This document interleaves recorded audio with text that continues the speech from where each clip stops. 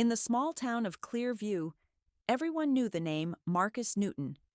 He wasn't known for kindness or talent, but for the fear and trouble he caused wherever he went. As the son of Mayor George Newton, Marcus lived above the law, using his father's power to escape the consequences of his reckless behavior. From bullying kids in school to harassing adults and even mocking police officers, Marcus had built a reputation as the untouchable bully. The town lived in silent frustration, unable to challenge him, until one man decided it was time for justice. This is the story of arrogance, unchecked power, and how Officer Paul Grayson stood up to restore order in Clearview. Marcus Newton, at just 21 years old, had built a reputation as Clearview's most notorious troublemaker. Arrogant, selfish, and completely disregarding others, he left a trail of bullying and destruction wherever he went. Whether it was pushing kids in school, vandalizing property, picking fights, or even harassing police officers, Marcus felt untouchable. Why? Because he was the son of Mayor George Newton, the most powerful man in town. His father's influence protected him, allowing Marcus to escape every consequence. But there was one person in Clearview who had had enough: Officer Paul Grayson. Known for being fair and respected, Paul had watched Marcus get away with his behavior for years. Now, he was determined to put an end to it once and for all. One evening, Mel's Diner, the busiest spot in Clearview, was packed with families enjoying their meals. The warm atmosphere was interrupted when Marcus Newton barged in, heading straight to the front of the line. Without hesitation, he shoved past a woman and her young child, ignoring their protests. The other customers exchanged uneasy glances, their silence reflecting years of fear and resignation. No one dared to confront Marcus until Officer Paul Grayson, seated in a corner booth, decided enough was enough. Paul stood up and approached Marcus, his voice calm but firm. "Step back and wait your turn like everyone else," he said. Marcus turned, a smirk spreading across his face as he recognized the officer. "Well, well, if it isn't Officer Grayson," Marcus sneered. "Do you really think you can tell me what to do?" The tension in the diner thickened as all eyes turned to the confrontation. Marcus continued to mock and threaten Paul, boasting about his father's power and daring him to act. But Paul didn't back down. "I don't care who your father is," he replied steadily. "You need to show some respect." For the first time, someone was standing up to Marcus, and the silent diner felt a shift. Though Marcus left the diner that night, laughing as if he had won, it was clear to everyone that a change was coming. Paul Grayson wasn't like the others, and he wasn't afraid to challenge the untouchable bully. A few days later, Marcus Newton was back to his reckless ways, speeding through Main Street in his flashy red car. The engine roared as he swerved dangerously close to pedestrians, forcing one man to leap out of the way. His blaring music echoed through the streets, a blatant display of his disregard for anyone but himself. Watching from his patrol car, Officer Paul Grayson had seen enough. Determined to hold Marcus accountable, Paul flicked on his sirens and pulled him over. As he approached the car, Marcus rolled down the window, flashing his usual cocky grin. "What now, officer?" Marcus asked smugly, leaning back as if the situation amused him. But Paul wasn't playing games. He could see the danger Marcus posed to the town and knew this wasn't just about a traffic stop. It was about finally putting an end to Marcus's reign of arrogance and recklessness. The traffic stop quickly escalated into a heated confrontation. As Officer Paul Grayson confronted Marcus about his reckless driving, Marcus leaned against his car, smirking and dismissing every word. "You know this is pointless, right? My father will hear about this, and you'll regret it," Marcus sneered. But Paul stood firm, warning him that his actions had real consequences. The tension boiled over when Paul informed Marcus he was being charged. Enraged, Marcus swung his fist, landing a hard punch on Paul's face.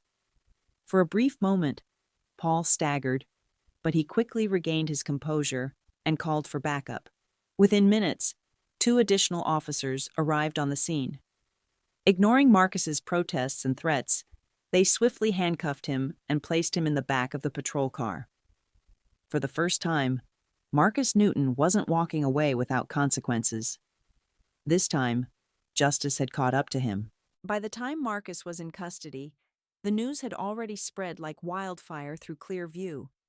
The next afternoon, Mayor George Newton stormed into the police station, his face red with fury. He marched straight to Officer Paul Grayson's desk, his voice low but full of menace.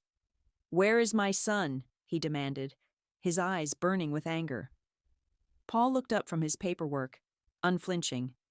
"He's in holding, facing charges for reckless driving and assault," Paul replied, his tone steady. The mayor leaned in, his voice dripping with threat. "You've made a serious mistake, Grayson. I will make sure you regret this," he warned. But Paul wasn't intimidated. He met the mayor's gaze without blinking, replying calmly, "With all due respect, sir, your son has been breaking the law for years. It's time he faces the consequences." The mayor's threats seemed powerless against Paul's unwavering resolve. For the first time, the mayor's influence didn't carry weight.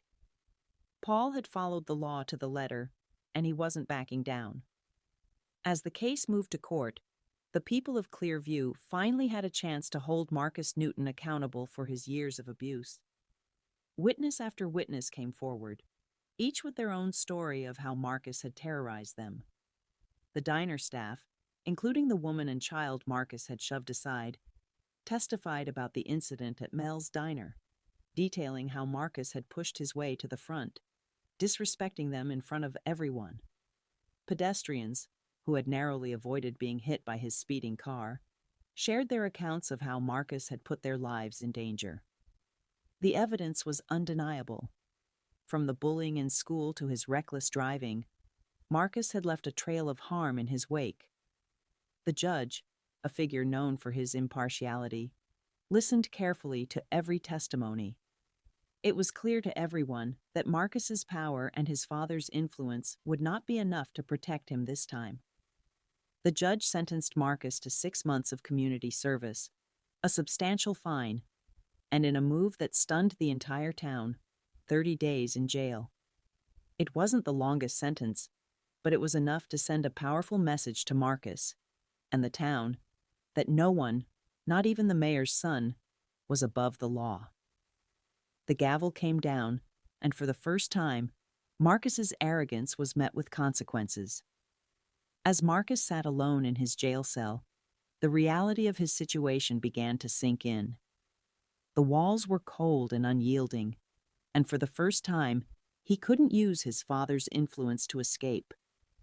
He had always felt invincible, untouchable, but now, the weight of his actions came crashing down. In the silence of his cell, he thought about the people he had hurt over the years, the kids he had bullied, the adults he had disrespected, and the fear he had instilled in everyone around him. It was no longer just about breaking the rules. It was about the damage he had caused to others, the lives he had made harder. For the first time, Marcus understood the true consequences of his behavior, and it hit him harder than any punishment could. Sitting in that cell, he had no choice but to confront the person he had become, and the deep regret that now filled him. As news of Marcus's sentencing spread, a wave of relief and vindication washed over the residents of Clearview. For years they had lived in fear of the mayor's son, knowing that no matter how much harm he caused, there was no one who could stop him.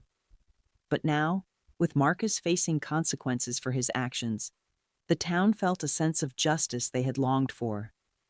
People who had once kept quiet now spoke openly, no longer afraid of retaliation.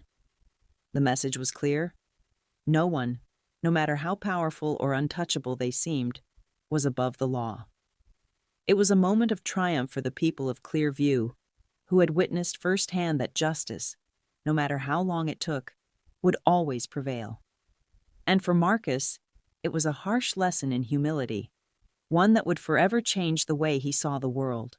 This story is a powerful reminder of the importance of accountability and standing up for what's right, no matter how difficult it may seem. Officer Paul Grayson could have easily turned a blind eye to Marcus's behavior, just like everyone else did for years. But he chose to act, to challenge the status quo, and to fight for justice even when it meant going up against the most powerful man in town. His actions show us that no one is above the law and that true courage lies in doing what's right, even when it's hard. Thank you for watching this story of justice and redemption. If you enjoyed it, don't forget to like, share, and subscribe for more fascinating stories. Have a great day.